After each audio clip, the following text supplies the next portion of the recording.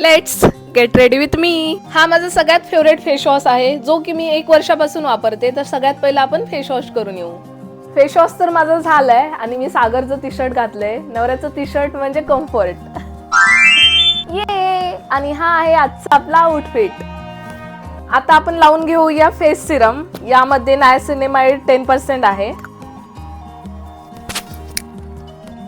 आणि ही आहे माझी favourite sunscreen. Clear matte finish gel आहे आणि यामध्ये SPF 55+ PA+++.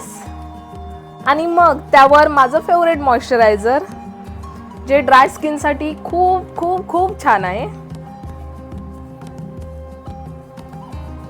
तर आता आपला बेस तर रेडी झालेला आहे. आता मी लावणार आहे फाउंडेशन. हे मेबलिनचं फिट फाउंडेशन आहे माझ्या शेडचं. तर मी ह्या फाउंडेशनला हाताने छान असं ब्लेंड करून घेतलंय. तर आपला बेस छान असा रेडी आहे.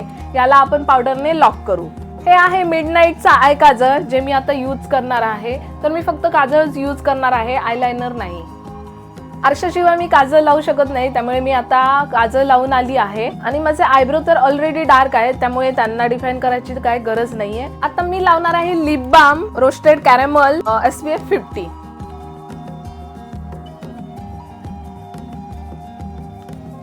लिपस्टिक तर माझी लावून झाली आहे आणि 2 दिवस झाले मी हेअर वॉश नाही केलाय, त्यामुळे असे ऑइली चंपू झालेले आहेत. त्यामुळे मी अशी हेअरस्टाईल केली आहे. 1 मिनिट, माझ्यात काहीतरी कमी दिसते. डन. तर कसा वाटला माझा गेट रेडी विथ मी, मला कमेंट करून सांगा. आणि मी कशी दिसते हे पण नक्की सांगा. बाय.